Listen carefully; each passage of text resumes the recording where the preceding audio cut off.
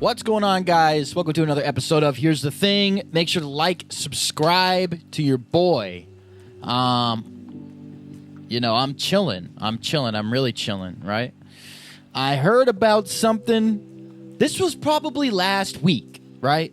And it was about the Democrats. I believe it was the Senate. I hope it's not the whole House of Representatives. I might have it incorrect. But it was a member of Congress. Several of them.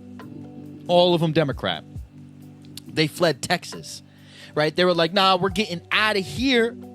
We don't want to be a part of this vote. So what they did was, it came down to this vote that they were voting on a bill, and it was the Republicans and Democrats, and they were sitting down, and the Democrats wanted to push their agenda, essentially, but the Republican Party, it seemed like they were going to be successful in pushing what they wanted. And I know it was something to do with more pro-life.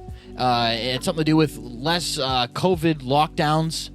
I believe there was something else in there that was imperative. I should look it up. I can't remember what exactly was in the bill. Anyway, it had something to do with just Republican points. It was more conservative legislation that they were trying to pass, and the Democrats didn't want it to pass. So what they did was they got on a plane and they left.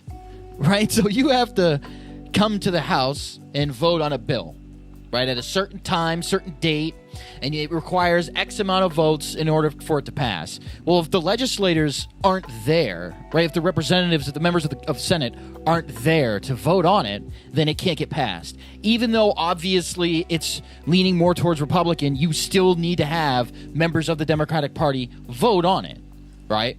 But if there's not enough votes casted, it can't get... It doesn't go through. And so what they did as a protest, I shouldn't say as a protest, to just prolong this from happening. Oh, it was voter rights. It had something to do with voter rights in Texas, which is probably, they're probably complaining, saying that it's racist or something like that, similar to the way they do in Georgia. So it's something to do with the voting rights in Texas as well. And they all got on a plane, they fled to Texas. They fled Texas, right? And that's a big problem. Now, there was a lot of them, right? And story just broke out, and this is really why I want to talk about it. It's funny. As they left, I can't remember where they went, but I think they went to D.C., I want to say. They ended up getting COVID, right? Like 5 of them, I'm pretty sure, ended up getting diagnosed with COVID. Now, I'm sure they're going to get vaccinated. I don't think their lives are in any danger whatsoever.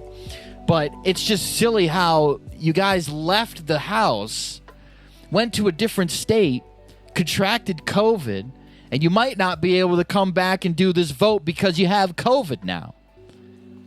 You know, and it's like the Democrats are pushing, always be safe, you know, while they're really pushing terror when it comes to the COVID-19.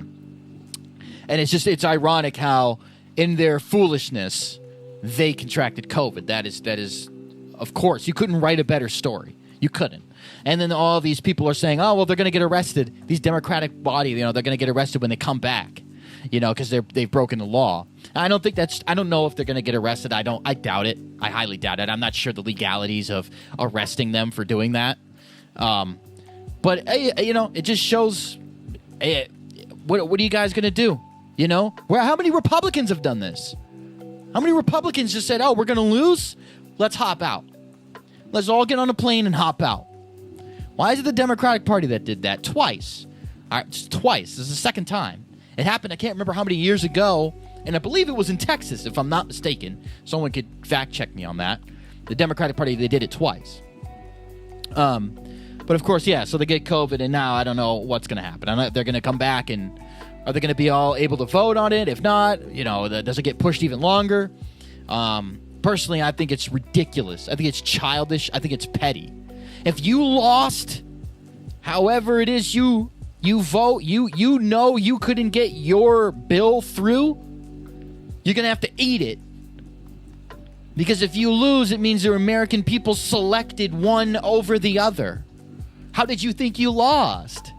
You think you lost by rolling the dice? You lost because a lot of people voted for these people who got into Congress and represented what they wanted. That's how you lost. You lost because the American people didn't pick you. You're outnumbered by the opposition. How? Because people voted for the opposition more than they voted for you. It's your job to stand up and represent the American people, is it not? How partisan is that? Oh, our party's going to lose, so screw everything. Screw it all. Forget about it. If it doesn't go our way, it goes no one's way. That's the attitude. It's ridiculous. It's typical politician. Typical politician. I know, actually, I won't even say that. I wouldn't even say typical politician, because politicians typically don't do that, actually.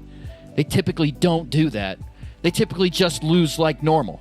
If you got outnumbered, you got outnumbered. That's it. Anyways, I wanted to cover that this week. And that's it. So, until next time, guys. See ya.